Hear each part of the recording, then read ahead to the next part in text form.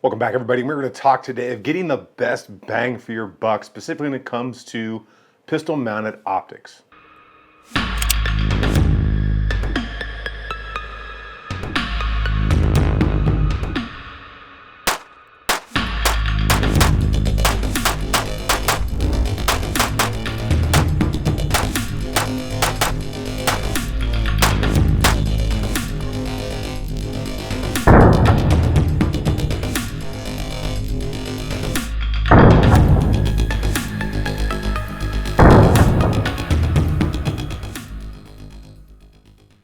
Now, obviously, as you guys saw by the thumbnail out there, we're going to be talking about this bad boy right here, which is the Holosun 507C.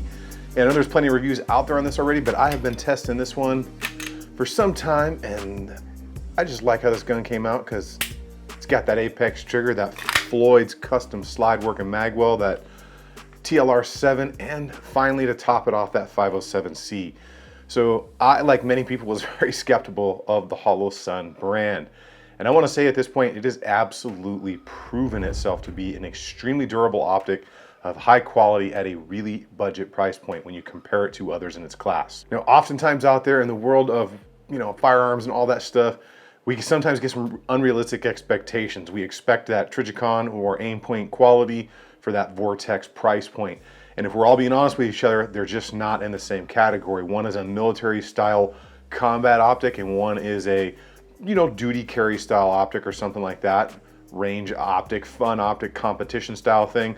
But it wasn't really designed to take the beating and long-term abuse that something like an Aimpoint or a Trijicon was. Now at this point, I'm pretty much willing to say that the 507C has pretty much met the category of being budget friendly and also being a rugged duty use optic, to the point where I am willing to run this on a work setup that I have because I'm pretty much that good with it. If you've watched any other videos on these, specifically Eric Cowan over at Sage Dynamics, what that man does to optics, the world is a better place because of Aaron Cowan and Sage Dynamics and how he tests optics.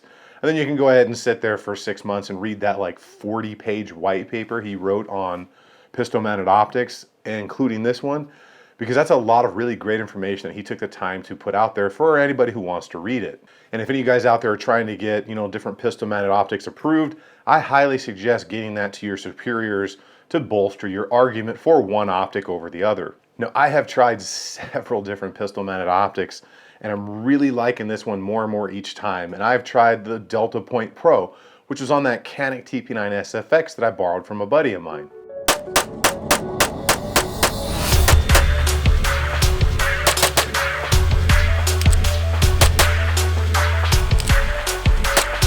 I also recently put out a video on this bad boy right here. Now that's the Kingslayer from Swamp Fox, and it's on my Glock 34 Monster.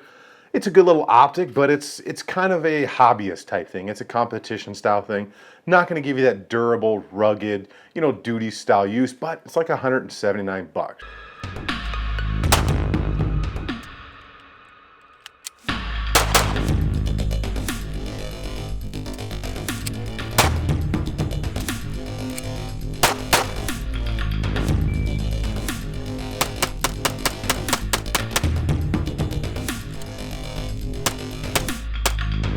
And then of course, Old Faithful is my Type 1 RMR right here on my CZ P10C. And I love this thing. Definitely a good optic, and I've had a lot of fun with this thing already. And that's that first RMR that I actually got. I want to say I got it on a sale for like 350 bucks. And then of course, the Type 2 right here on my FN 509 Tactical. Now, if you guys haven't seen my video on this thing, I really like what FN did with this setup right here. And with that Apex flatty in there, right there, ooh, it's just good. The whole way that this thing turned out, just absolutely awesome.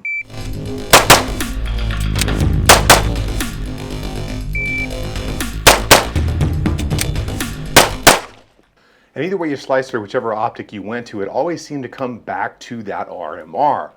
That is until now. One of the things that we always have to keep in mind when it comes to any of these pistol mounted optics, miniature red dots in general, even magnified optics is your intended use, the cost of it, and what class that is in.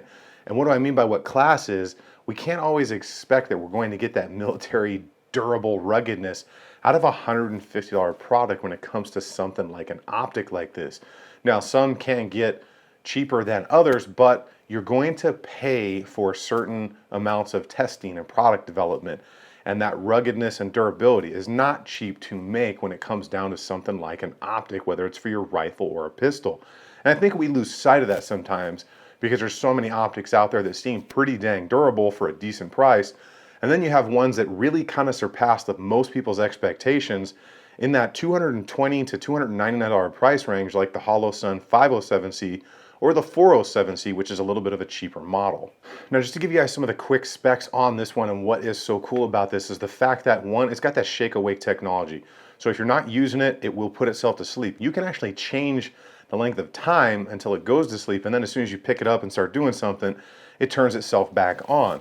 The battery life on here, 20,000 hours at like 5, and then like 50,000 hours on super low settings. You've got 10 brightness settings, 2 of them for night vision. That's pretty dang good. And I can tell you the glass on this thing is exceptionally clear compared to others in its class and the RMR itself. Now the dot, or whether you want just the circle or the dot of the circle, you have all of those options. You can have an EOTech style red circle and dot. You can have just the dot, or you can have just the circle. There's also an option to where it will actually use the ambient light around to determine the brightness of the dot for you. That way, if you're going room to room, building to building, the optic will in itself tune that dot to stay within the light range that you are in. That is pretty cool, and it worked pretty dang good. Also, you've got the ability to run this thing on solar power right there. As you can see the solar window up on top. That extends the battery, gives you a dual source of power, and it's overall just a pretty cool option for something like this, especially in the price range. Now, my first thought when I saw the Holosun stuff was it's just another Chinese off-the-shelf optic. And don't get me wrong, I mean, yes, we can make fun of Chinese products and all that stuff, but what's probably like the #1 drone out there? The DJI drone, right? Well, that's made in China. So they're not, they are capable of making very high quality stuff. It's just a matter of what's being made, what level of market are they trying to go to, and what's the cost of it. Because obviously they've proven that they can make some pretty good stuff. It's just generally we're buying Amazon junk, which is why people think cheapo Amazon China garbage. So I really want to go ahead and get into this thing and kind of show you some of those options, show you the glass next to others, and kind of show you the overall profile of it. It is the RMR footprint. So if you have an RMR slide, this is going to work. Now, 2020 SHOT Show.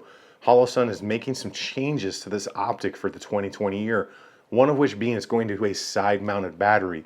What's good about that is reconfirmation of 0. So now, as a lot of these optics are, it's an undermounted battery. In this case, the underneath of it is sealed, so you don't have to use like a sealing plate like with the RMR. But the bad thing is, every time you untorque it, take it off, change the battery, you've technically got to reconfirm 0, or basically just run a whole new 0. Because there may be enough wiggle room in your mount, your slide, or how you torque it to kind of throw that dot off a little bit, and that's something you always want to confirm. Well, with a side-loading battery, you just change the battery just like you would in your aim point or any other optic. You go ahead out there and you take a couple shots, and you're probably going to be good to go. These optics should stay zeroed when you change the battery. So that is definitely good. And from what I saw, it's going to be a very sleek profile. It's not going to add any girth to that optic as it sits on the slide. So we're going to go ahead and check this thing out and get into those specs right now. If you guys like what's going on here, go and hit that subscribe button for me. If you like the video, hit the like button. And if you are interested in anything that you see here on this, I will leave those links down below for you to check out. Now, you know the 2A stuff is not allowed to be linked on YouTube anymore, so I've got to put that stuff somewhere else. So if you follow that first link in the description, it's going to take you where all of that is listed. Then I've also started that SubscribeStar page for those of you guys that want to support the channel, help me grow so I can work with more companies to get you guys the information that you're looking for when it comes to making decisions on this stuff. So we're going to go ahead and check this thing out right now. All right, let's get into this Holosun 507C, but I want to run you through what comes in the box really quick. Obviously, we're going to have our instructions right here, which we'll leave out. I'll refer to them so I don't give you guys any of the wrong info. You're going to have a Torx driver that comes with it for the mounting screws that they do provide. And then you're going to have a little tool here, which is going to be what you use for windage and elevation on that notch. And then the 2 little bumps over here are going to be for that battery tray that is found underneath of the optic. So 2020 SHOT Show, they're actually moving the battery tray to the side so you don't ever have to take it off. You will get a plate to mount this on a pick rail or a rifle or whatever you want. They do give you a couple of mounting screw options that may or may not work with your mounting platform. Let's go ahead and get rid of this and get moving with everything else. All right, well, now that we got the box out of the way, let's take a quick walk around this optic right here. You can see your standard buttons right there on the side, the plus and the minus. Those control your functions, obviously your brightness, switching between settings, auto mode, not auto mode, manual mode, sleep timer, all that is in there. You got your elevation across the top, your windage across the side. The newer models will have the battery tray right there on the side, which is pretty cool because you'll never have to take this thing off. So you're going to keep your zero for a much longer time and just retorque it once in a while and make sure you're still good to go. Obviously, we have that solar panel across the top right there, which Holosun is pretty well known for. It's a nice little setup. So kind of that arch design right there, because Trijicon has patented the kind of depressed design because that's the strongest one out there that we know of right now. But this thing has proven extremely durable if you haven't seen some of the torture testing that's gone on. So this is off right now, but let's take a look at that glass. You can see just how clear that is, even though it still has that coating on there. So that coating is what helps that dot be visible in there. Some of them have some anti-fog, anti-reflective stuff mixed in with them, but that's generally what they're going to look like. You get that kind of orangish hue, but this glass is extremely clear.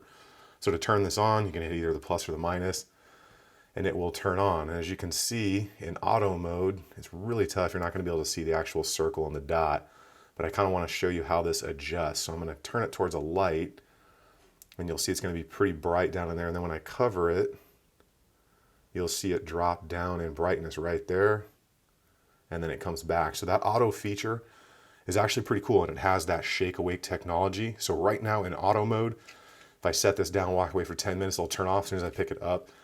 That dot and whatever I have it set to will be right back. Now, if you want to swap between the 32 MO ring and the dot, you use the minus button, and all you're going to do is you're going to hold it for a second, and you'll see the reticle disappear or the dot disappear or the dot come up, and you just cycle through which one you want. I believe the order is going to be the ring and the dot, then it's just going to be the ring, and then it's just going to be the dot. So you pick what you want. Now, if you want to turn it into full manual mode, you're going to hold the plus button and you're going to see it blink to give you a response. Okay, so that response now means it is in manual mode, full manual mode, and it's not going to change or do anything unless you do it. That's the mode that I stay in because that's the mode that I like.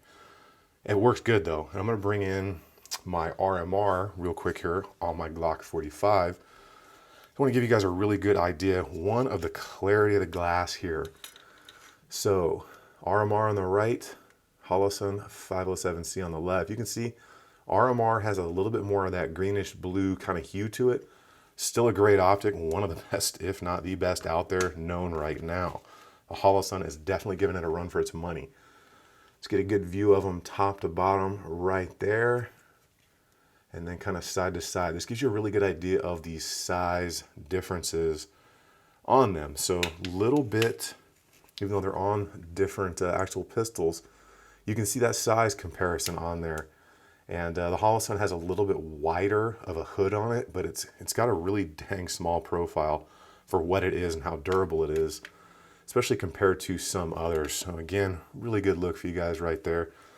And this optic is just turning out to be absolutely great. You got all those settings in there, dual power mode, 100,000 hour battery life when it's in that dual power mode, or 200,000, I think it said too. That's absolutely crazy. So good stuff here. Parallax-free optic, tiny bit, absolutely tiny bit of magnification. So as you kind of look at this, I'll put some print behind it so you can kind of see what I'm talking about. There is a tiny bit of magnification. So if you see the print on there, you can see it's just ever so slightly bigger through the glass. And you're going to get that on most optics. There's going to be like a tiny, tiny, almost unnoticeable amount of magnification. Definitely a great optic. I am buying more of these. This is going to be one of my go-to optics because the quality is there, the price point is there, especially now if they're going to be swapping to that side-mounted battery tray up in there. pretty hard to beat what you're going to get for the price range in here. The 507C I think is still right around that $299, $300-ish, and then the 407, which is just the dot, is like $219. So pretty dang good price. Let's go ahead and finish this up. That is just a lot of information and a heck of a lot of optic for that price point. And I was just as skeptical as everybody else, to the point where I've been testing this thing for 8 months now or something like that. And then of course, Aaron over at Sage Dynamics, that dude, like I said, the world's a better place for how that man tests optics, because nothing is going to survive his testing process, and that it is built very, very rugged. And we've all seen how the Holosun has fared in his testing process and various other optics that he has tested over time. So let's talk about, are you getting what you pay for when it comes to the 507C? I really think you're getting exactly, if not more than what you're paying for it.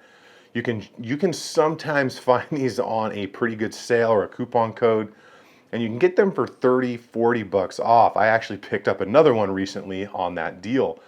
But what are you getting? So if you have to buy this right off the shelf and order it from Amazon, I want to say it's like 280, 299 bucks or something for the 507C.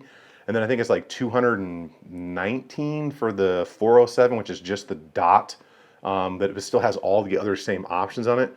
That's an outstanding value for an optic that is this durable, this rugged, battery life, the options as far as shake awake technology, having the 32 millimeter circle and the dot or the circle.